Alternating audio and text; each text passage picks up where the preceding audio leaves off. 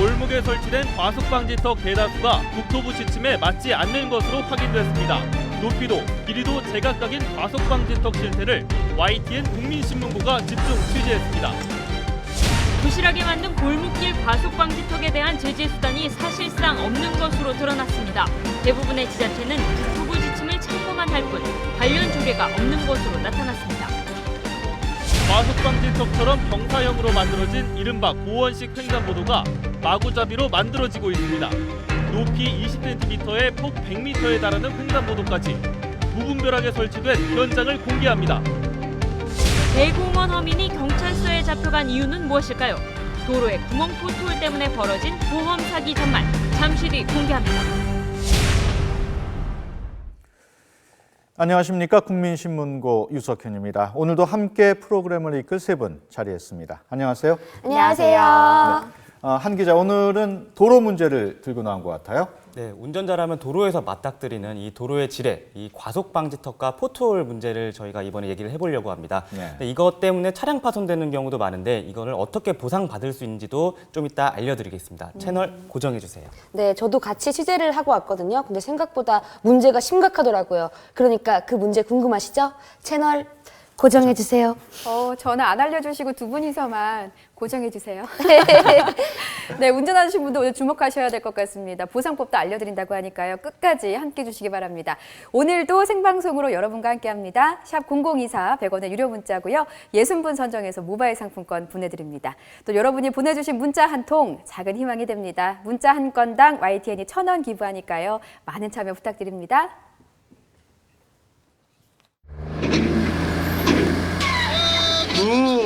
하늘을 나는가 하면 봐봐! 바퀴에 불을 붙인 자동차까지 서커스 묘기가 아닙니다.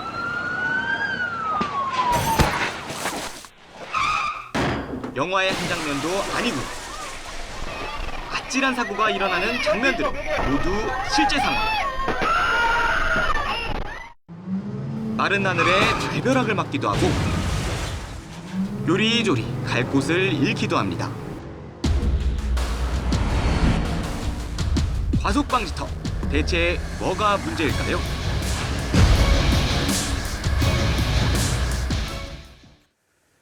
네, 과속방지턱은 과속이나 난폭 운전을 막기 위해서 꼭 필요합니다. 하지만 오히려 과속방지턱 때문에 아찔한 사고가 일어날 줄은 정말 몰랐습니다. 네, 이 과속 방지턱을 또 가장 많이 볼 수 있는 곳이 학교 앞 또 주택가잖아요. 사고가 일어날 확률이 참 높은 곳입니다. 저희가 화면이 좀 준비가 되어 있습니다. 지금 보시는 화면인데 지금 어린이 보호구역이라고 쓰여져 있는 거 보니까 학교 앞인 것 같죠? 네, 저기가 저희 회사 근처인데요. 네. 마포구청역 근처에 있는 그 스쿨존입니다. 여기 제한 속도는 시속 30km인데요. 여기 좀 재밌는 시설이 하나 있어요. 네. 여기를 달리다 보면은 실시간으로 차량 속도를 알려주는 표지판이 있습니다. 네. 화면으로 보이시는 건데 저게 30km를 넘으면은 그 표정이 울상으로 바뀌고 30km 이하로 달리면은 다시 웃는 표정으로 바뀌는 좀 귀여운 표지판이 하나 있더라고요. 네. 그런데요, 이렇게 그 방지턱을 하면은 그 사고의 60%나 좀 줄일 수 있다고 하는데, 사고를요. 네. 근데 보시는 분들이 그럼 뭐가 문제지? 이렇게 생각하실 것 같아요. 저런 좋은 방지턱이면은 뭐 네. 100개고 1000개고 설치해도 좋은데 네. 문제는 비규격 방지턱 때문인데요. 이게 화면으로 한번 알려드리겠습니다. 닿을까 말까 아슬아슬.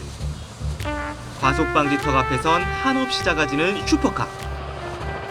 이런 도로 위 굴곡을 극복하기 위해 특수 장치까지 개발되기도 하는데요. 보행자한텐 참 좋은데 운전자에겐 골칫거리인 요놈. 우리 주변의 과속방지턱은 어떨까요? 서울 시내 골목길을 찾아가 봤습니다. 차량이 쿵, 또 쿵, 쿵쿵쿵. 충격이 꽤 커 보이는데요. 높이를 재봤더니 무려 13cm. 규정 높이의 130%나 됩니다. 도색도 엉망이고 중간중간 푹 파인 데다 미리 방지턱을 알려주는 표지판이나 도로 문구조차 전혀 없습니다. 다른 곳으로 한번 가볼까요? 제가 달리고 있는 곳은 서울의 한 학교 근처 골목길입니다. 어이쿠, 방금 과속방지턱을 지났는데요. 차에서 내려서 한번 확인해 보겠습니다. 보시는 것처럼 한눈에 보기에도 높이가 꽤 높아 보이는데요. 제가 갖고 있는 이 줄자로 직접 재보겠습니다. 높이가 무려 13cm에 달합니다. 이 정도면 스마트폰 세로 길이와 맞먹을 정도인데요.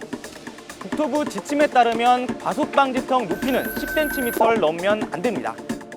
이렇게 양쪽에 놓고 보니까 한눈에 차이가 보이시죠? 옆으로 한번 가볼까요? 이 과속방지턱처럼 보이는 횡단보도가 보이실 텐데요. 이 횡단보도의 높이는 무려 20cm에 달합니다. 문제는 여기서 그치지 않습니다. 과속방지턱 앞 최소 30m 앞에는 인도에 안내 표지판을 설치하거나 도로에 안내 문구를 칠해놨어야 하는데요. 보시는 것처럼 아무것도 보이지 않습니다. 지침에 어긋나는 건 이뿐만이 아닙니다. 한번 따라오시죠.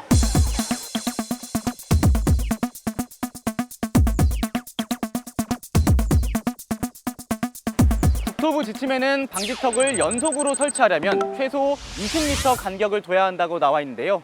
하지만 이 두 방지턱의 거리는 불과 12m밖에 되지 않습니다. 하늘에서 한번 바라볼까요? 이 250m 길이의 이 골목길에만 방지턱이 하나, 둘, 셋, 넷, 다섯, 여섯, 일곱, 여덟, 무려 8개에 달합니다. 밤에는 상황이 더 심각합니다. 도색이 벗겨진 방지턱이 태반이고 안내 표지판은 거의 없다시피 하기 때문입니다. 서울 시내 도로에 설치된 과속 방지턱은 모두 3만 1000여 개. 이 가운데 24%인 7,800여 개가 규격에 맞지 않았습니다. 경기도 역시 사정은 마찬가지라서 부적합 과속 방지턱은 1,100여 개. 고양시가 390여 개, 안산시가 200개로 가장 많았습니다. 상황이 이렇다 보니 방지턱이 한쪽 도로에만 있는 곳에선 굴곡을 피하기 위해 차들이 위태롭게 중앙선을 넘기도 합니다. 비규격 방지턱을 지난 차들은 차량 하부와 타이어가 손상되기 일쑤. 범퍼의 하단 부분이 먼저 닿게 되어 있고요. 충격을 받게 되면 타이어가 옆으로 눕거나 뒤로 눕게 되어져 있습니다. 그렇게 되면 한쪽에 편마모, 안쪽이든 바깥쪽이든 편마모가 나타나게 되어져 있고요. 그 편마모로 인한 핸들의 조향장치의 좌측 쏠림, 우측 쏠림. 운전자들의 생각을 한번 들어볼까요? 낮에는 잘 보이는데 야간에는 그게 이제 갑자기 나타날 때 좀 속도가 있잖아요, 밤에는. 단지 내에는 아이들이 많이 다니기 때문에 많이 그래도 좀 있는 편이 낫다고 생각하거든요. 많은 데는 너무 많은데 그런 데가 오히려 교통 흐름에 좀 방해가 될 수도 있는 것 같아요. 아마 우리나라 민족성 때문에 그런 거 아닐까. 성격이 바쁘니까 사람들이 한 번씩 좀 쉬어가라고.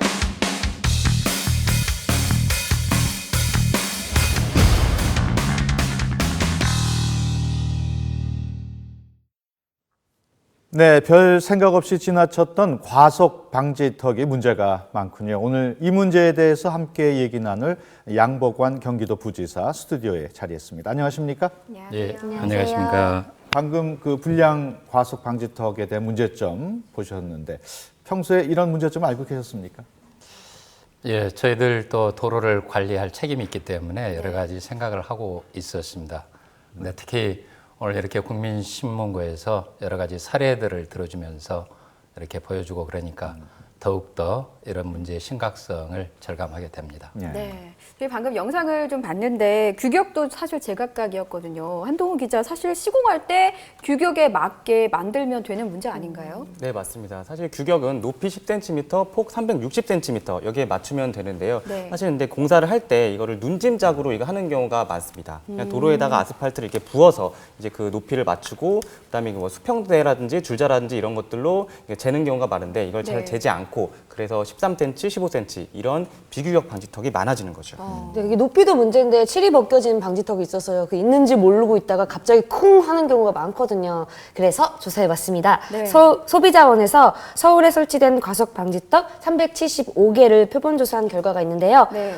도색이 잘 안 돼 있는 과속 방지턱은 98%고요. 너무 높거나 길게 돼 있는 게 60%라고 합니다. 또 과속 방지턱 전방에 설치해야 하는 표지판은 불과 4%밖에 되지 않는다고 합니다. 허민 씨 준비 많이 오셨네요. 네, 여기 써 있는 거 읽느라고 혼났습니다. 네. 네, 그러니까 정리를 해보면 대부분의 과속 방지턱이 규격에 맞지 않고 또 안내도 제대로 돼 있지 않다는 거거든요. 영상에 횡단보도 자체가 꼭 과속 방지턱처럼 이렇게 쑥 올라와 있던데 이거는 뭔가요? 네, 이게 과속 방지턱도 아니고 네. 일반 횡단보도도 아닙니다. 이거를 또 고원식 횡단보도라고 하는데요. 네. 이 고원식이라는 말이 좀 어려울 수 있는데 그 개마고원 할 때 그 고원, 높을고 언덕원, 그러니까 언덕처럼 생긴 횡단보도라고 생각하시면 됩니다. 이것도 높이 기준은 10cm를 넘으면 안 되고 폭은 최대 길이에 지금 제한이 없습니다. 그래서 지금 곧 이제 화면으로 보실 텐데요. 저기가 이제 서울 마포구에 있는 노을공원 옆에 있는 그 도로인데요. 보라 씨, 저기 높이가 한 얼마 정도 되는 것처럼 보이시나요? 근데 이렇게 화면상으로 네. 봐서는 높이가 잘 보이지 않아서 한 10cm 정도 될까요? 어떻습니까? 네, 저게 높이가 무려 20cm에 달합니다. 그러니까 스마트폰이 좋네요. 보통 15cm니까 그보다 더 높은 길이고요. 폭이 더 어마어마한데요. 저기 폭이 무려 100m에 달합니다. 100m요? 네, 100cm가 아니라. 운동해야 될 것 같은데. 네, 100m는 달리기 할 때 하는 100m 아니에요? 네. 횡단보도를 빨리 뛰어가라고 100m로 네. 만들었나 봐요. 어머. 네. 아니, 일반 과속 방지턱보다 경사 부분이 좀 각이 지고 좁아 보이기는 하거든요. 잘 모르고 진입하면 충격이 더 클 것 같은데 네. 그럼 위험하지 않나 이런 생각이 듭니다. 혹시 누가 관리하는 거죠? 이거에 대한 관리 책임은 그 경찰도 있고 지자체도 있는데요. 예. 이거를 심의를 하는 거는 경찰이 하고 그리고 설치하고 관리하는 거는 지자체에서 합니다. 그리고 법도 좀 두 개로 나눠져 있는데 네. 방지턱 같은 경우에는 이제 국토부 지침을 준용해서 쓰는 경우가 많고 그리고 저런 횡단보도는 이제 도로교통법에 이제 저촉을 받습니다. 예. 규격에 맞지 않은 횡단보도는 모두 재공사가 필요한 것 같은데 길이도 제한해야 할 것 같고 우리 양 부지사께서는 어떻게 생각하십니까? 예, 어쨌든 도로 통행의 안전을 위한 목적이 과속 방지턱이기 때문에 네. 이게 오히려 어떤 교통사고의 요인이 된다고 했을 때는 이를 충분히 개선을 해야 된다 이렇게 생각을 하고 있습니다. 근데 또 제가 궁금한 건요. 저런 높은 횡단보도나 그 불량 과속 방지턱을 넘다가 차가 고장이 나면 대체 누구한테 보상을 받아야 되는 거예요? 도로한테 돈 내놔 할 수도 없잖아요. 네. 네, 맞습니다. 허민 씨 차 있으신 것처럼 말씀하시네요. 차가 없지만 제가 이제 어떠한 일정도 행사나 이런 거 할 때 차를 굉장히 많이 타거든요.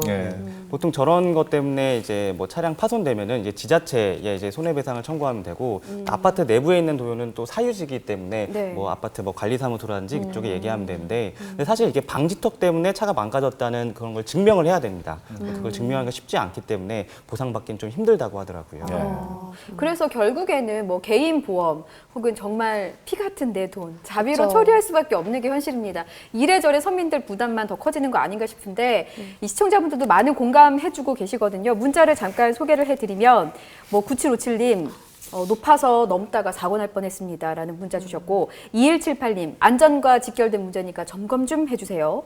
0624님 과속방지턱 연속으로 넘다가 운전할 때 더 위험했어요. 이런 좀 안전에 관한 문제를 좀 많이 보내주셨습니다. 예.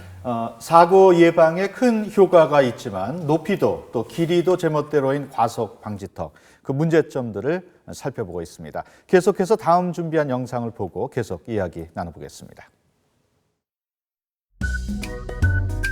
떠나요 둘이서 모든 걸 훌훌거리고 드라이브 떠나봐요. 바로 그때 졸린 몽이의 두 눈이 번쩍. 너 때문에 우리 몽이가 구조 실험을 위해 저 허민과 한동호 기자가 나섰습니다. 네, 이제 저희가 차에 타서 이 방지턱에 지나갔을 때 이 우유를 얼마나 쏟지 않을까 하는 걸 실험을 할 건데요. 한동호 기자님, 네. 각오 한 말씀 해주세요. 저는 평소에 운동으로 단련이 많이 되기 때문에 이거 균형 감각 이렇게 잘 잡고 이렇게 타서 한 방울도 안 떨어뜨리고 저는 자신 있으세요? 당연하죠. 안전운행 부탁드립니다. 출발! 너무 꽉 잡고 계신 거 아니에요? 두 손으로?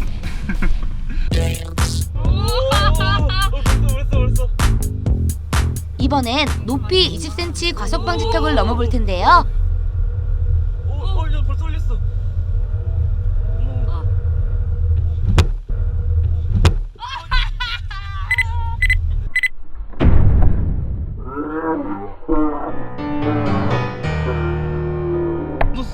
사실. 그나마 안정적인 느낌이었는데요. 20cm 하니까 주체할 수 없었어요, 몸을. 이미 출발할 때부터 30km로 달릴 때부터 덜컹덜컹 하다가 네. 방지턱 딱 넘으니까 그때 그냥 출렁하고.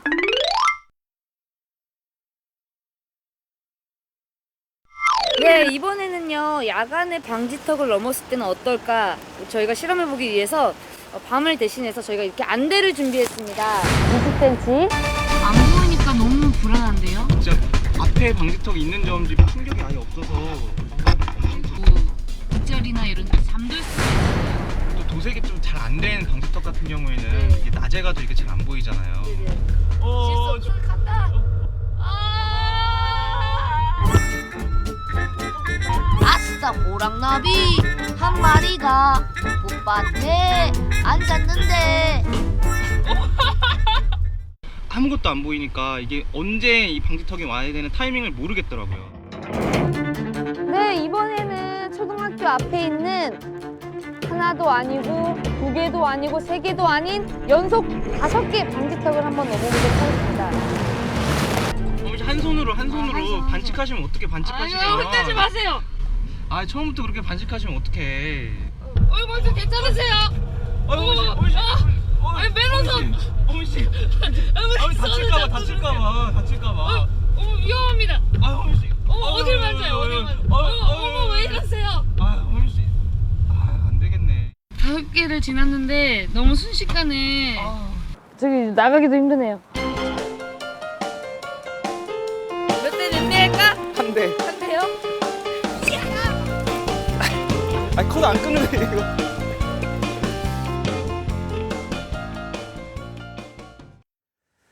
네, 저도 비슷한 경험 있습니다. 차에서 물이나 음료수를 마시다가 과속 방지턱을 넘을 때 한 번쯤은 옷에 흘리거나 하는데 혹시 양 부지사께서도 비슷한 경험 있으신지요? 저 역시 마찬가지로 그런 경험이 있습니다. 네. 그렇습니다. 그렇다면 여기서 제가 또 깜짝 문제 하나 드릴게요. 시청자 여러분들을 위한 퀴즈! 네. 만약에 60km 이상으로 달리던 차가 과속 방지턱을 미처 보지 못하고 넘는다면 가장 위험한 자리는 어딜까요? 1번 운전석, 2번 조수석, 3번 뒷좌석. 네. 샵 100원의 유료 문자로요. 샵 0024로 정답 보내주시면요. 10분을 추천해서 선물 보내드리겠습니다. 네, 제가 다시 한번 정리를 해드리겠습니다. 네. 시청자 여러분, 생방송으로 진행되는 신문고 돌발 퀴즈입니다. 네. 시속 60km로 달리고 있습니다. 과속 방지턱이 있는데 미처 보지 못했어요. 덜컥 하고 넘었습니다. 이때 가장 위험한 자리를 고르는 문제입니다. 1번 운전석, 2번 조수석, 3번 뒷좌석입니다. 샵 0024번 100원의 유료 문자로 보내주시고요. 정답을 맞추신 선착순 10분께 저희가 커피 상품권 보내드립니다. 지금 바로 문자 보내주셔야 당첨이 되실 수 있을 것 같습니다. 빨리 보내셔야 돼요. 많이 보내주세요. 네, 자 일단 여기 앞에 우유컵이 있는데 이게 저희 그 앞서 실험 영상에서 봤던 그 우유컵이죠? 네. 소개 좀 해주세요. 근데 이거 실험 일주일 전에 했는데 이게 냄새가 나는지 모르겠는데 이게 상하지 않았을 거예요. 냄새가 이게 규격 방지턱, 그러니까 네. 10cm 방지턱을 지났을 때 남은 우유의 양입니다. 그러니까 보시는 것처럼 다른 우유에 비해서 거의 쏟아진 게 없죠. 실제로 실험할 때도 거의 안 쏟았었고요. 네, 그에 비해서 20cm가 이거죠. 이거 넘을 때는 턱을 오를 땐 괜찮았는데 이게 내려올 때가 좀 충격이 커서 좀 쏟긴 쏟았어요, 이때보다. 네, 그러네요. 네. 그리고 이거 두 번째 있는 게 이제 방지턱 5개를 연속으로 넘었을 때인데 네. 이게 사실 이렇게 그렇게 많이 흘리지는 않았었는데 제가 좀 허민 씨한테 반칙을 해갖고 좀 많이 우유가 없는 것 같은데 네. 근데 이런 경우에도 차에서 그냥 음료수를 들고 5개짜리 방지턱을 걸으면은 이렇게 넘으면은 그래서 흘릴 수밖에 없겠더라고요. 네. 저는요, 이게 야간에서 한 게 제일 힘들었거든요. 네. 이게 아무래도 시야가 확보되지 않은 상태에서 넘다 보니까 충격이 정말 크더라고요. 그래서 다른 거에 비해서 확실하게 차이가 있죠. 네, 정말 밤에 지나실 때는 더욱더 조심하셔야 될 것 같아요. 예. 얘기를 나누다 보니까 궁금한 점이 규격에 맞지 않은 과속 방지턱이 왜 이렇게 많을까 하는 생각이 드는데 혹시 양 부지사께서는 그 이유를 알고 계십니까요? 이제 처음 아까 우리 그 허민 씨께서 네. 말씀하실 때도 여러 가지 그 시공 과정에 있어서의 그런 그 사례들을 이야기하셨는데 네. 그런 원인이 죄송합니다. 한 가지가 있고요. 또 하나는 과속 방지턱을 원하는 이 주민들이 규격에 맞는 것으로 만족을 못합니다. 이걸 조금 더 세게 해주라라는 겁니다. 이제 이러다 보니까 이게 과속 방지턱이 이렇게 규격에 안 맞는 게 나오는 그 또 하나의 이유도 좀 됩니다. 주민들은 좀 더 높게 만들기를 원하는 거예요. 높게 만들고 예를 들어 이쪽에 있으면은 어느 일정 거리 안에는 이게 없어야 되는데 또 여기는 과속 방지턱을 해줬는데 왜 우리 앞에는 안 해주냐. 또 이러다 보니까 또 불필요하게 이렇게 늘어나는 그런 사례도 있습니다. 그래서 이런 것들 좀 종합적으로 잘 이렇게 주민들하고 서로 협의를 해가면서 이런 것을 개선해야 된다고 생각하고 있습니다. 부지사님께서 말씀해 주신 거에 구조적인 문제인데 제가 취재를 하면서 그 부분이 좀 눈에 뜨이더라고요. 제가 영상으로 한번 확인해 드리겠습니다. 방지턱 앞에는 경고 표지판이나 안내 문구, 황색과 흰색으로 도색해야 하고 폭은 360cm 이하, 높이는 10cm를 넘으면 안 된다. 국토교통부 예규에 나와 있는 도로안전시설 설치 및 관리 지침입니다. 이거 꼭 지켜야 하는 건가요? 놀랍게도 그렇지 않습니다. 국토부 지침은 권고사항일 뿐 강제성이 없기 때문입니다. 국토부 지침은 국토부 내부에선 효력이 있지만 다른 기관은 따라야 할 의무가 없습니다. 국토교통부 예규라는 것은 내부 지침이거든요. 그렇기 때문에 뭐 지자체가 굳이 뭐 따라야 된다는 그런 규정은 없습니다. 보통 지방 조례로 또 안전시설 지침이 있으면 그 조례를 따르겠지만 이제 과속방지턱이 설치된 곳 대다수는 지자체가 관리하는 이면도로. 그렇다면 지자체에서 조례를 만들어놨을까요? 조례는 따로 없고 지침에 따라가지고 업무를 진행하고 있다고. 저희가 알아봤는데 저희 경기도에서 지금 시행하고 있는 조례는 없다고 하거든요. 취재진이 모든 지자체 조례를 검색해봤지만 아무것도 나오지 않았습니다. 사실상 모든 지자체가 국토부 지침을 기준으로 하기 때문에 조례를 만들지 않은 겁니다. 문제는 마구잡이로 방지턱을 만들어도 제재할 수 있는 법적 근거가 없다는 것. 일반 운전자들이 수시로 비규격 방지턱 피해를 보고 있지만 누구도 책임지지 않는 겁니다. 지자체가 관리하는 이면도로뿐 아니라 사유지인 아파트 단지 안 도로는 관리의 사각지대에 놓여 있어 상황이 더 심각합니다. 원칙 없이 무분별하게 설치되는 과속 방지턱. 알고 보니 다 이유가 있었습니다.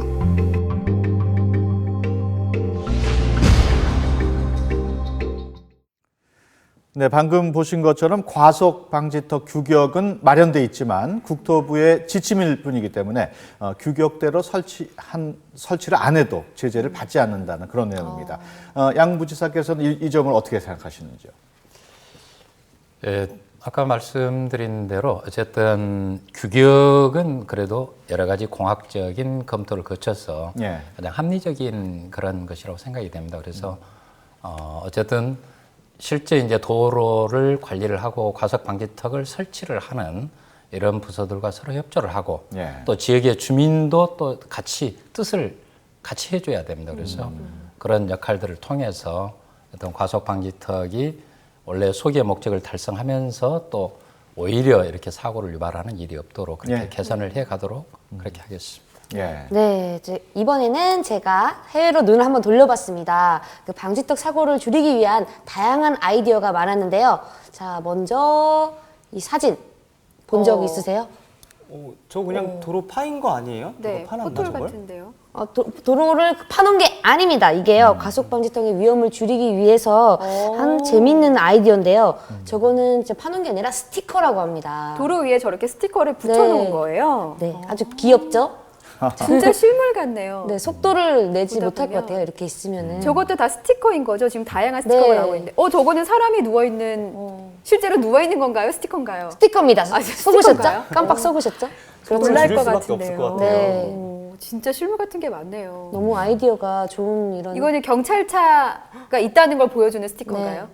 그렇네요. 어머, 이건 꼭 이거는 마치 솟아있는 것 삼각불 같죠. 같은 모양인 것 같고요. 네. 다양한 모양인데요. 네, 저 정도면은 진짜라고 해도 믿겠는데 도로에 누워 있는 사람을 보면은 피하려다가 오히려 네. 다른 사고가 나지 않을까 우려가 됩니다. 네, 맞습니다. 저런 방지턱이 우리나라에 도입되면 사실 뭐 찬성하는 분들도 있고 반대하는 분들도 좀 많아서 좀 뭐 시기상조일 수도 있을 것 같은데 어떤 여러 대안으로 하나가 될 수 있을 것 같아요. 그래서 부지사님께서는 저렇게 폭이나 아니면 높이가 좀 과도한 방지턱에 대해서 도에서는 좀 어떤 계획을 좀 갖고 계신가요? 일단 저희들은 이제 내년 상반기까지 한번 전수조사를 한번 해볼 계획입니다. 예. 저희들도 일단 한번 그간에도 조사한 결과를 가지고는 있었는데 예. 조금 좀 완화된 기준을 가지고 이 조사를 됐다고 좀 생각이 됩니다. 그래서 조금 더 엄격한 기준을 가지고 조사를 해서 그에 대한 개선책을 마련할 그럴 생각입니다. 네, 그 부적합한 방지턱도 문제인데요. 0297님께서 과속 방지턱 너무 많습니다라는 문자 보내주셨는데 이 0297님 말고도 너무 많다, 짧은 구간에 너무 많은 방지턱이 있는 게 문제다라는 의견 많이 주고 계십니다. 혹시 이 부분에 대해서는 어떤 계획 갖고 계십니까? 역시 이제 이렇게 일정 구간 내에 불필요하게 많이 있는 과속 방지턱 그 자체도 예. 사실은 규격이 안 맞는 그런 지침에 안 맞는 거거든요. 그래서 그 과속 방지턱 자체의 규격이라든지 어떤 설치한 그 간격이라든지 이런 거 조사할 때 같이 해서 그런 그 개선 대책을 마련하고자 합니다. 막 시작하는 연인들은 좋을 것 같긴 해요. 맨호선을 이렇게 자꾸 해주니까. 괜찮아? 네, 이렇게 괜찮아? 이렇게 하지만 이제 보통 어린이날은 정말 위험할 것 같아요. 네. 경험담 얘기하시는 거 아니에요? 아니에요. 왜 이러세요? 네, 과속 방지턱의 본래의 역할은 과속으로 인한 사고를 막는 것이지만 규격에 맞지 않은 과속 방지턱은 관리를 제대로 하는 것이 중요할 것 같습니다. 네. 네, 아까 그 사이에 내드린 저희가 문자 퀴즈 내드렸잖아요. 네. 정답 문자가 많이 왔다고 합니다. 저희가 문제 다시 한번 짚어보겠습니다. 허민 씨 문제를 다시 한번 소개해 주시죠. 네, 문제는요. 만약 시속 60km 이상으로 달리던 차가 과속 방지턱을 미처 보지 못하고 넘는다면 가장 위험한 자리는 어디일까요? 하는 문제였는데요. 정답은 영상으로 확인해 보실까요? 네. 지금 관련 영상이 지금 나가고 있는 것 같은데 저게 부지사님 1, 2, 3번 중에 어떤 것 같으세요, 정답? 저요? 네. 맞춰보세요. 1번 운전석, 2번 조수석, 3번 뒷자리. 제가 봤을 때는 3번 같은데요. 뒷자리. 과연 맞을까요? 자, 지금 영상을 화면을 확인해 보니까 보겠습니다. 천장에 머리를 부딪히는군요. 뒷좌석에 탄 마네킹이죠? 네, 맞습니다. 저게 안전벨트를 보통 뒷좌석에는 많이 안 하잖아요. 네. 그래서 뒷좌석에 있는 경우에는 천장에 좀 머리를 부딪히는 경우도 많고 그리고 이 무릎이 또 앞좌석에 이게 부딪히는 경우도 많아서 정답은 3번 뒷좌석입니다. 정답은 3번 뒷좌석입니다. 부지사님께서 맞추셨는데 선착순 안에는 못 드셨을 것 같아서 저희가 커피 상품권을 시청자 여러분께 좀 드리겠습니다. 양보를 해주셔야 될 것 같습니다. 사실 뒷좌석에서 비정상적인 자세로 있거나 뭐 주무시는 분들도 많고요. 누워있을 경우에는 더 크게 다칠 수 있으니까 과속 방지턱 넘으실 때는 각별히 조심하셔야 될 것 같고요. 정답자도 지금 방금 저 받았습니다. 저희 문자로 나가고 있습니다. 5246님, 5763님, 0297님, 2313님, 2307님, 그리고 저희가 또 5분 더 있죠. 6038님, 9082님, 4435님, 3567님, 3529님 축하드립니다. 빨리 보내셔가지고 커피 모바일 상품권 받으시게 됐습니다. 정답 맞추셨어요. 네, 여기서 서해대교 관련 속보 전해드립니다. 오늘 오후 서해대교에 화재가 발생해서 양방향 도로가 전면 통제되고 있습니다. 진화에 나섰던 소방관 1명이 순직하고 2명이 부상을 입었습니다. 취재기자 연결해서 자세한 내용 알아보겠습니다. 강정규 기자. 네, 사회부입니다. 네, 지금도 서해대교 통제가 되고 있습니까? 네, 그렇습니다. 1시간 전쯤인 오후 8시 반부터 서해대교 양방향 교통이 통제되고 있습니다. 이 때문에 주변 도로에서 극심한 교통 혼잡이 빚어지고 있는데요. 도로공사는 운전자들에게 주변 국도로 우회해달라고 요청하고 있습니다. 하행섬 목포 방향의 경우 통제가 길어질 것으로 전망됩니다. 사고가 발생한 건 오후 6시 반쯤입니다. 서해대교의 주탑과 교량 사이를 연결하는 144개 케이블 가운데 하나에 불이 붙었습니다. 발화 원인은 낙뢰로 추정됩니다. 화재로 케이블이 끊어지면서 떨어지는 케이블 잔해에 맞은 소방관 1명이 순직하고 2명이 부상을 입었습니다. 현재 서해대교 인근에는 바람이 강하게 불고 있어 진화에 어려움을 겪고 있는 것은 물론 교각 안전도 우려되는 상황입니다. 지금까지 사회부에서 전해드렸습니다. 네, 과속 방지턱과 도로 위의 구멍 포트홀, 국민 여러분은 어떻게 생각하고 있을까요? 자, 리얼미터 1회에서 지난달 25일 국민 500인을 대상으로 전화 조사한 결과입니다. 자, 먼저 현재 과속 방지턱의 높이와 개수에 대한 의견을 물었습니다. 39.9%, 10명 중에 4명이 과속 방지턱이 과도하게 높고 많다고 생각하고 있었습니다. 자, 그렇다면 이 과속 방지턱의 가장 큰 문제는 뭘까요? 절반에 가까운 42.6%가 과도한 높이를 꼽았습니다. 또 벗겨진 페인트 도색을 지적한 의견도 많았고요. 이어서 안내판이 부족하다는 의견도 뒤를 이었습니다. 자, 도로 위에 움푹 파인 포트홀, 운전자들은 얼마나 자주 경험할까요? 40.6%가 일주일에 한 번 정도 겪고 있었고요. 22.5%는 2주에서 한 달 사이에 한 번 포트홀을 봤다고 답했습니다. 그러니까 10명 중에 6명은 한 달에 한 번 이상은 포트홀을 지나치고 있다는 겁니다. 이러다 보니까 관련 사고도 끊이지 않고 있고 심지어는 악용하는 사례도 있습니다. 화면으로 확인해 보겠습니다.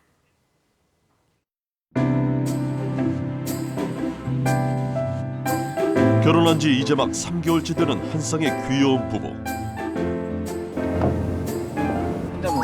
토스트 맛집도 있어. 내가 무슨 홍삼차를 좋아하잖아. 갑자기 차가 방향을 잃고 가드레일을 들이받고 맙니다. 한 달 뒤 부모님 댁을 방문하고 돌아오던 길. 또 한 번 사고를 당하고 맙니다.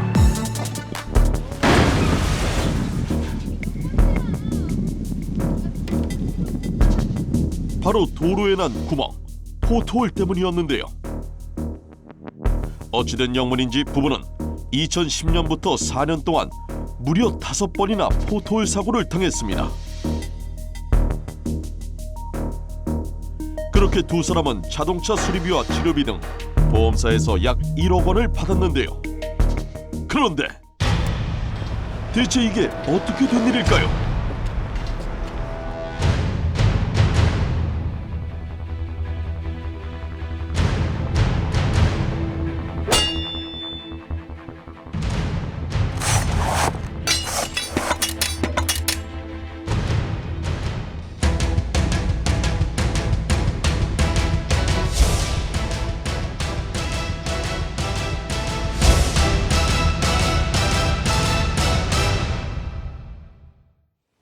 네, 방금 포트홀 관련 보험 사기 내용을 봤습니다만은 저 내용이 실제로 있었던 내용입니까? 네, 맞습니다. 실제로 있었던 두 가지 사건을 저희가 재구성한 건데요. 네. 한 번은 이 4년 동안 이 5차례에 걸쳐서 포트홀 사고를 고의로 내고 보험금 1억 원을 타낸 그 사람 얘기였고요. 네. 하나는 이 포트홀을 일부러 만들어서 고의로 판 다음에 거기다 이제 벤츠 승용차를 고의로 사고를 내서 이 보험금을 타낸 사례였습니다. 아, 대체 포트홀이 뭐기에 이렇게까지 보험 사기까지 벌이나 생각하실 분들이 많을 것 같아요. 네, 그래서 제가 공부를 해왔습니다. 또 공부하셨어요? 네, 공부를 제가 신문고를 통해서 많이 하게 되네요. 네. 포트홀은 도로에 아스팔트가 내려앉아 생기는 구멍을 말하는데요. 네. 특히 빗물이나 겨울철 눈에 쌓였던 눈, 그리고 그 눈을 없애기 위해 뿌렸던 염화칼슘 같은 것들이요, 도로로 스며들면서 구멍이 생긴다고 합니다.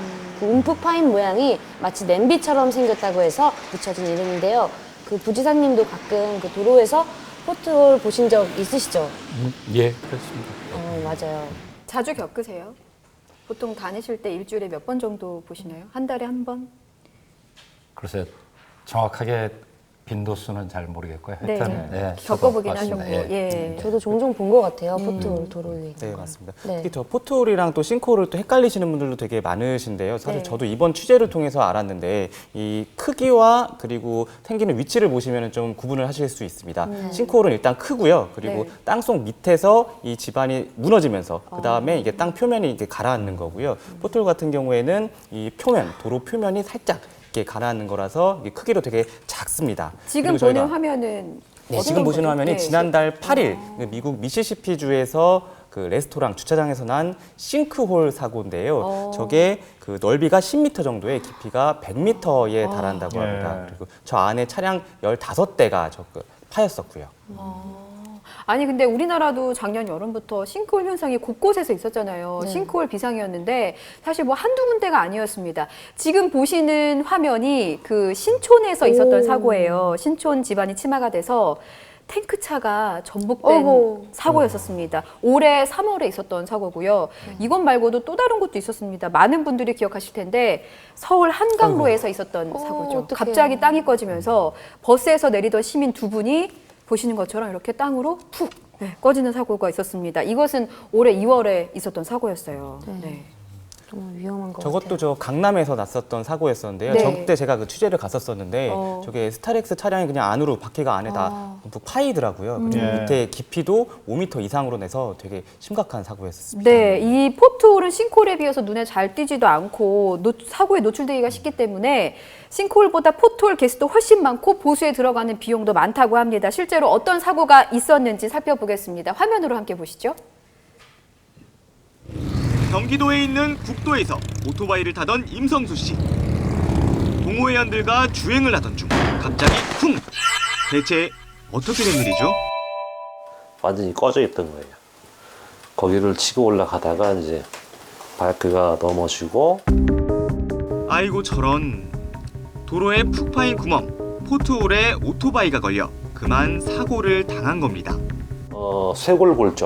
쇄골골절로 해서 8주 진단 나왔고 병원에서 수술을 하고 한 달을 입원하라고 그랬는데 도로 가장자리를 달렸다는 이유로 지자체가 보상해준 금액은 치료비의 불과 30%. 그날 이후 베테랑 운전자 임 씨는 포트홀에 대한 트라우마가 생겼습니다. 근데 도로에 그런 걸 보면 정말 긴장해요. 완전 트라우마 저는. 내가 바이크 경력이 한 14, 15년 됐는데 지난달 14일 제주도에선 지름 80cm에 달하는 포트홀이 생겨 차량 2대의 타이어가 파손됐고 지난 4월 경기도 포천에선 지름 50cm, 깊이 25cm 포트홀 때문에 도로가 전면 통제되기도 했습니다. 비 때문에 도로가 약해지는 여름뿐 아니라 제설 작업에 쓰이는 염화칼슘 때문에 겨울에도 많이 생기는 포트홀. 이 포트홀을 지나면 차량은 얼마나 충격을 받을까요? 깊이 10cm 포트홀이 있는 도로에 시속 60km 속도로 지나가 봤습니다. 쿵 하는 소리와 함께 차량 바퀴 휠과 타이어가 날카롭게 긁힙니다. 보시면은 여기가 찢어졌죠. 이 위에도 손상을 입은 겁니다. 내부에서. 이게 실제로 주행을 할 때 운전자들은 모르지만 나중에 여기서 터질 수가 있는 거예요. 최근 3년여 동안 발생한 포트홀은 서울에서만 무려 22만 건, 보수 비용만 63억 원, 포트홀 사고는 1,300여 건에 달했습니다. 경기도 역시 포트홀은 올해에만 3만 5천여 건 발생했는데요. 고양시가 3,400건으로 가장 많았고 파주시가 2,700건, 화성시가 2,400여 건으로 뒤를 이었습니다. 숨어있는 도로 위질의 포트홀. 대책은 없는 걸까요?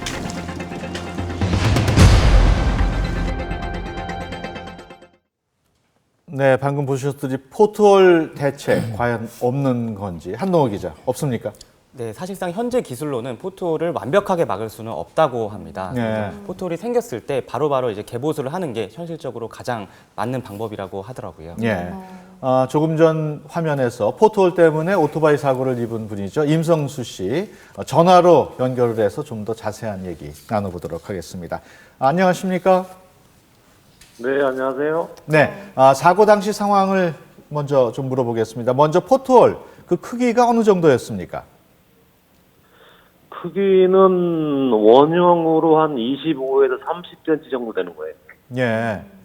그렇게 커 보이지는 않았습니다만 수리비하고 치료비는 어느 정도 들었나요? 바이크 수리비는 한 2,700만 원 정도 견적이 나왔고요. 예. 그다음에 치료비는 한 600만 원 정도. 그 보상으로 받은 액수가 그런 피해액의 한 30% 정도 받은 것으로 알고 있습니다. 네, 30%예요. 예. 그 정도에 만족하십니까? 만족을 못하죠. 예. 제가 피해자인데 가해자로서 둔갑이 된 거니까. 그 보상 받을 때까지 어느 정도 네. 기간이 걸렸나요? 제가 사고가 이제 올 4월 4일에 났는데요. 예. 그 마무리된 시기가 8월 말쯤 돼요. 예. 한 4개월이 지난 거죠. 그렇군요. 지방자치단체에서 보상을 받는 과정에서 특별하게 좀 힘들었던 부분이 있었습니까? 다른 그 힘든 건 아니고, 예. 그 제가 이제 피해자인데 가해자로 바뀌는 그 과실 비율로 인해 가지고 예. 그 정신적으로나 금전적으로 피해가 너무 심했어요. 예. 이게 그렇군요. 도저히 이해가 되지 않는 그 지자체의 그 사고 처리 과정을 보면서 예. 너무나 억울하고 힘들었죠. 예. 큰 사고를 당하셨는데 지금 건강 상태는 어떻습니까? 지금은 그 후유증으로 인해 가지고 왼쪽 어깨가 예. 그 일상생활하는 데서 많은 불편함이 있죠. 예. 알겠습니다. 하루빨리 완쾌되시기를 바라겠습니다. 오늘 말씀 고맙습니다. 네. 네. 사실 뭐 저도 운전을 하고 있습니다. 운전하신 분들도 많이 계실 테지만 운전자 입장에서 그냥 지나갔을 뿐인데 사고 나고 수리비 부담까지 져야 하고 이러면 너무 억울할 것 같아요. 예. 자, 사고가 났을 때 어떻게 하면 좋을지 알려드리겠습니다. 전주혜 변호사 연결해서 얘기 나눠볼게요. 변호사님 나와 계십니까? 예, 안녕하세요. 네, 안녕하세요. 앞서 이 포트홀 사고 당하신 분 얘기 방금 좀 들어봤는데 보상이 네네. 원래 이렇게 까다롭습니까? 예, 그 포트홀 같은 경우는 뭐 일반 교통사고와는 좀 달리 예. 그 포트홀의 깊이나 아니면 주위의 이런 그 도로 상황 또한 그 운전자가 그 전방을 제대로 보고 운전했는지 이런 여러 가지 이거를 보기 때문에 예. 그렇게 좀 보상을 받는 데 있어서 시간이 걸릴 수도 있고 예. 또한 그 본인의 이런 과실이 인정되는 경우에는 또 아까 앞서 말씀하신 이런 그런 이제 사례로 그렇게 좀 일부 좀 보상을 못 받는 그런 점이 좀 있습니다. 네, 그렇군요. 그러면 이렇게 사고가 났을 때 보상을 받기 위해서 어떤 점을 입증을 해야 되고 또 보상 신청은 어떻게 하는 게 좋을지 좀 조언을 해 주십시오. 예, 지방도로의 경우에는 이제 관할 지자체에 그 신청하시면 되고요. 예. 국도는 그 국가배상입니다. 그래서 그 예, 관련 그 기관에 예. 제일 중요한 거는 피해 현장 사진이겠죠. 그래서 그 피해 그 포트홀의 특히 그 폭이나 넓이가 굉장히 그 깊이가 굉장히 중요합니다. 아, 넓이나 방금, 깊이요. 예. 예, 예. 그러니까 방금 이제 25에서 30cm라고 이제 말씀하셨는데 예. 이런 그 너비뿐만 아니라 깊이가 굉장히 중요하거든요. 예. 얼마나 깊이 패였는지 이런 것을 현장 그 사진을 아주 꼼꼼하게 그 찍으셔야 됩니다. 예, 그 다음에 또 만약에 차량이 파손된 경우에는 차량 사진도 꼼꼼히 찍으셔야 되고요. 예. 예, 또 블랙박스가 있는 경우에는 이제 블랙박스 영상을 제출하시면은 도움이 많이 됩니다. 그리고 수리 견적서 아니면 또 이렇게 다친 뭐 치료비나 뭐 진단서 이런 자료를 꼼꼼하게 이렇게 챙기셔서 제출을 이렇게 하시는 것이 좋겠습니다. 예, 알겠습니다. 전주혜 변호사님 오늘 좋은 정보 고맙습니다. 예, 감사합니다. 네. 이게 가장 준비할 중요한 게 사실 이런 사고 예방을 위한 그 시설을 보수하는 건데 네. 최근 3년 동안 서울에서만 포트홀이 22만 건이 났었잖아요. 근데 이제 경기도에서는 이제 포트홀 발생 건수나 이거에 네. 대해서 좀 어떤 대책을 좀 계획을 하고 계신가요?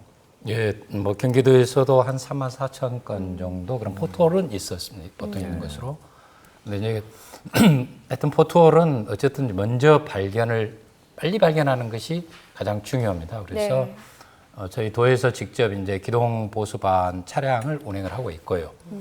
그리고 이제 금년 7월 1일부터 이제 특별히 시행하고 있는 것이 택시 기사님들을 올해 한 50명, 내년까지 해서 한 300명 정도 도로 모니터링을 하시는 분들을 저희들이 위촉을 합니다. 그래서 이분들은 하루 종일 이렇게 전체 도로를 다니시기 때문에 그게 시스템을 카드 단말기에다 버튼만 누르면은 예. 어느 지점에 포트홀이 있는지가 저희들 상황판에 뜨게 됩니다.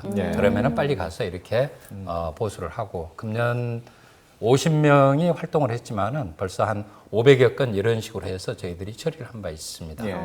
그리고 특히 이제 조금 더 첨단으로 이렇게 그 기법을 활용을 하고자 하는 것은 말하자면 도로를 엑스레이로 이렇게 찍어가는 겁니다. 예. 그래서 지금은 포트홀이 없지만은 이게 포트홀 될 가능성이 많은 곳을 미리 착안을 해서 그곳에 대해서 이게 선제적으로 보수를 함으로써 포트홀이 발생하지 않도록 하는 것. 또 덧붙여서 이제 경기도가 이제 전국 지자체에서는 최초로 하고자 하는 것은 우리 스마트폰에 우리가 걷기 하는 프로그램이 있으면 걸으면은 네. 탁탁탁 이렇게 네. 되지 않습니까? 네, 예. 근데 포토홀 같은 그런 경우에 지나게 되면은 어느 정도 진동이 있는지 이런 것을 이렇게 스마트폰 앱으로 깔아서 일반 시민들에게 그걸 활용을 하면은 거기에서 지나갈 때 스마트폰에 감응이 되면은 이게 저희 상황판에 나올 수 있게끔 연계되게끔 이걸 지금 내비게이션 하는 회사하고 같이 공동으로 지금 말씀하신 개발하고 그 있습니다. 대책은 언제부터 시행이 가능할까요? 그는 내년 중이면은 예. 실행 가능할 것으로 그럼 이렇게 시민도 도로 모니터 요원이 될 수 있는 거네요.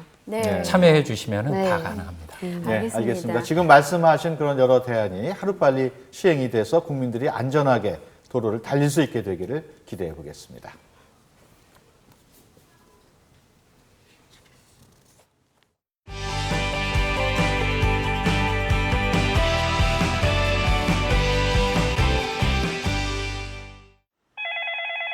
찾아가는 신문고로 걸려온 한 통의 제보 전화.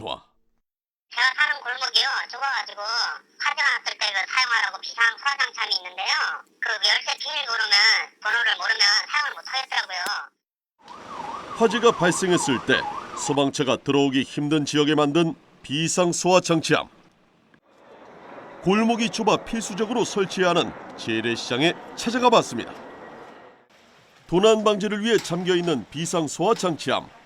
과연 누가 열 수 있을까요? 혹시 선생님 비밀번호 아세요? 혹시 비밀번호 아세요? 우리가 장기를 열려.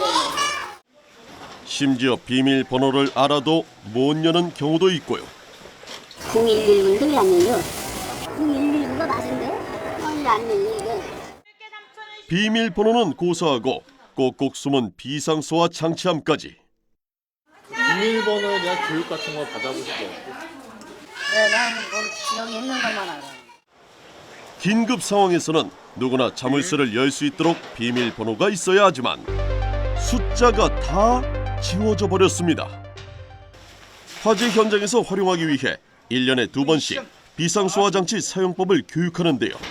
와서 그냥 이거 형식적으로 하고 가는 거지 뭘. 이건 잘 돼 있는 거야 우리는. 다세대 주택 밀집 지역도 사정은 마찬가지입니다. 한 달에 서너 번씩 점검했다는 기록이 무색한데요. 전국에 설치되어 있는 약 7,000대의 비상소화 장치함. 이대로 괜찮은 걸까요? 비상소화장치는 현재도 법적으로 명확한 규정이 없지만은 설치 기준 미비에 대해서 보완을 하기 위해서 법적 근거를 마련하기 위해서 추진을 하고 있고요.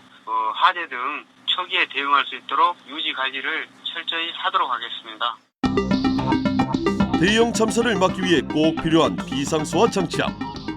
온 국민이 사용할 수 있도록 개선되는 그날까지 찾아가는 신문고에서 지켜보겠습니다.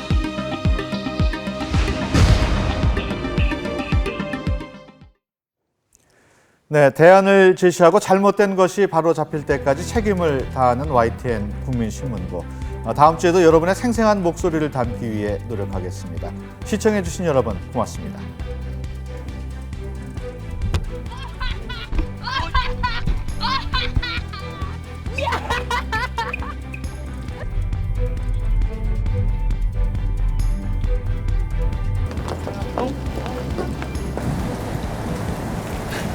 골목길입니다. 어이.